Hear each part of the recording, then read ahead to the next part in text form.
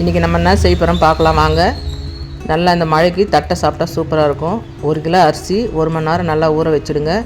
100 உளுத்தம் பருப்பு நல்லா வறுத்துருங்க, செவக்காக வறுத்துருங்க. மிஷினில் அரைச்சிக்கோங்க. 100 ஒற்றைக்கல்ல 100 வேர்க்கல்ல ஒன்றும் பாதியமாக மிக்சியில் போட்டு அரைச்சிக்கோங்க. நல்லா மாவை ஜெலிச்சுக்கோங்க.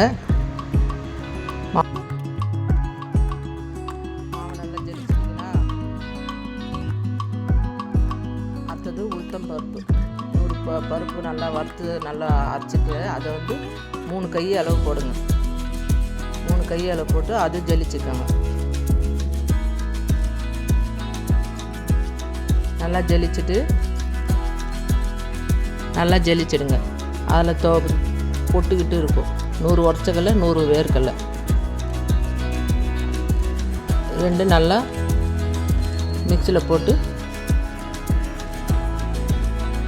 100 எள்ளு, உங்கள் தேவையான அளவு மிளகாத்தூள், பெருங்காயத்தூள் 1/2 ஸ்பூன்,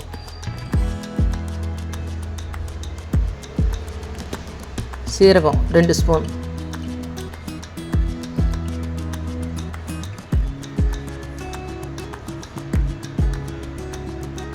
வெண்ணெய் 100 கிராம் போடுங்க.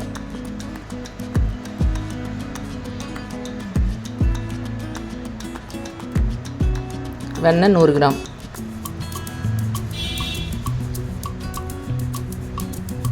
உடைச்சக்கல்ல வேர்க்கல்ல மிக்சியில் போட்டு ஒன்று பாதியமாக அரைச்சிக்கோங்க.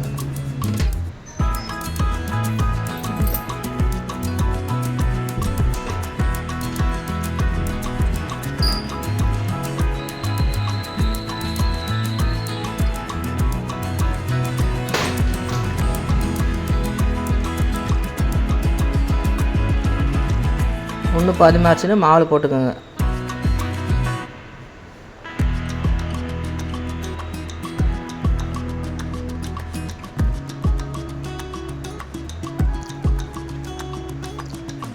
கருவேப்பிலை நல்லா ஒரு கைப்பிடி அளவு நல்லா அலசிட்டு பொடியாக கட் பண்ணிக்கோங்க.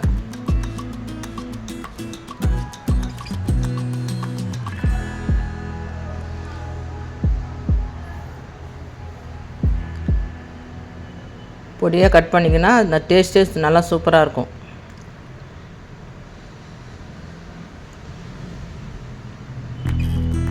இந்த 1 கிலோ மாவுக்கு நல்லா 100 தட்டை வரும். சின்னதாக உங்களுக்கு தேவையான அளவு சின்னதாக செஞ்சுக்கிட்டிங்கன்னா வாங்கி சாப்பிட வேண்டிய தேவையில்லை. ஃபஸ்ட்டு சீரகம் கொஞ்சம் போடுங்க இது கிண்ணத்தில். அடுத்தது 100 வெள்ளை எள்ளு போடுங்க.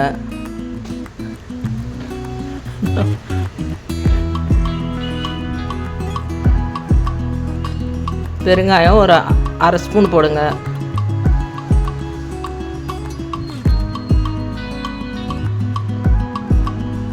கருவேப்பிலை பொடி அந்த மாவில் போடுங்க.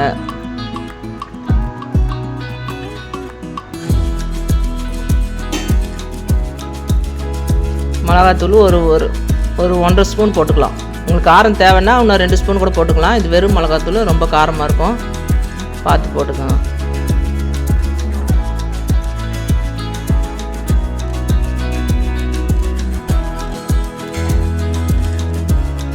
நல்லா ஒரு 100 தட்டை வரும்.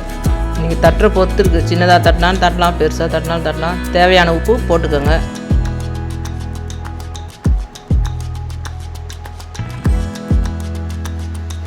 உப்பு பார்த்து போட்டுக்கோங்க. தேவையான இன்னும் கொஞ்சம் கூட போட்டுக்கலாம். நீங்கள் 100 வெண்ணெய் இது இந்த மாவில் போட்டு கலந்துருங்க.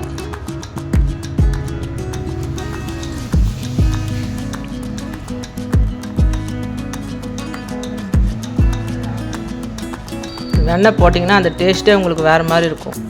நல்லா சுட அது அந்த நெய் வாசனை வரும். முறுக்கு தட்டை எது செஞ்சாலும் எது செஞ்சாலும் வெண்ணெய் போட்டு செய்யுங்க.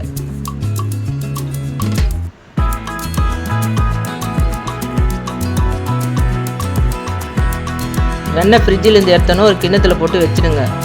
ஏன்னா அப்போ கட்டியாக இல்லாமல் நல்லா சாஃப்டாக இருக்கும். இப்போ எங்களுக்கு கொஞ்சம் கட்டியாக இருக்குது, அது அப்படியே இருக்கட்டும்.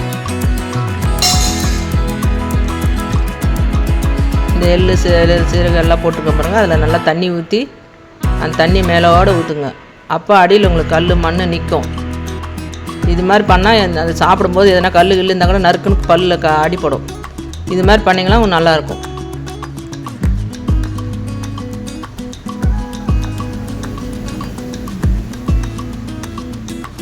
கொஞ்சம் கொஞ்சமாக தண்ணி தேவையானாலும் சப்பாத்தி மாவு மாதிரி பிசையணும். ரொம்ப தண்ணி ஊற்றி பிசைஞ்சாடுங்க, எதுவும் பண்ண முடியாது. அதுக்கப்புறம்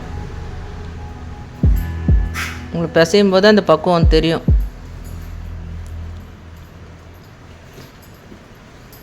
நீங்கள் கடை அரிசிக்குன்னா ரேஷன் அரிசியில் பண்ணிங்கன்னா இன்னும் நல்லா சூப்பராக இருக்கும். பச்சை அரிசியில்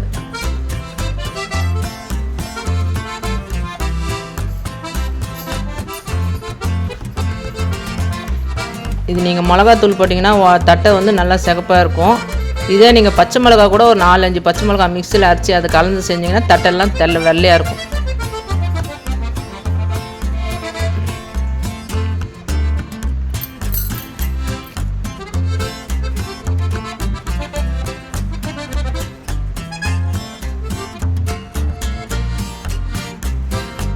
சில பேர் இந்த தட்டையில் கடலப்பருப்புலாம் ஊற வச்சு போடுவாங்க. அது வந்து நீங்கள் சாப்பிடும்போது கட்டான்னு பல்லு கடிக்க முடியாது. இது வந்து உரைச்சக்கடலை வேர்கள் வந்து இந்த டேஸ்ட்டே வேறு மாதிரி இருக்கும். நீங்கள் வேணுன்ட்டு செஞ்சு பாருங்கள்.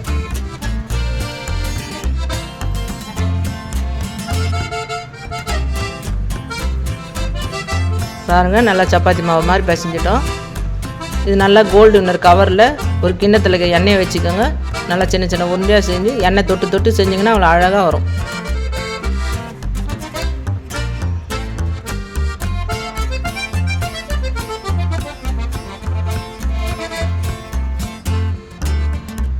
பால் கவரு கோல்டு வின்னர் கவரில் செஞ்சிங்கன்னா உங்களுக்கு நல்லா அழகாக வரும். நல்லா இந்த 3 விரலில் தான் தட்டணும்.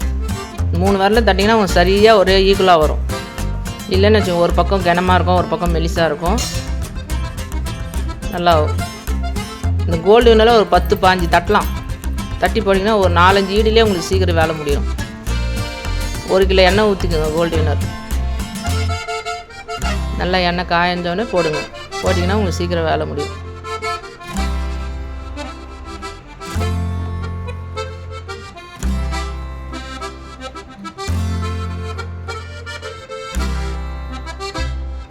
நிறைய எண்ணெய் காயுது. அது மேலே வந்தோடனே ஒன்று போடுங்க. இல்லைன்னா ஒன்று போட்டிங்கன்னா ஒட்டிக்கும்.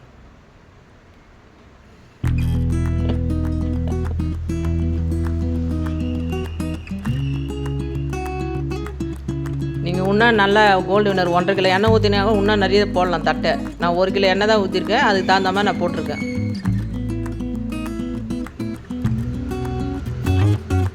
ஏன்னா அது கொஞ்சம் பொறுமையாக தான் சுடணும். உடச்சக்கல வேர்களெல்லாம் நல்லா மொறுன்னு இதுவாகணும்.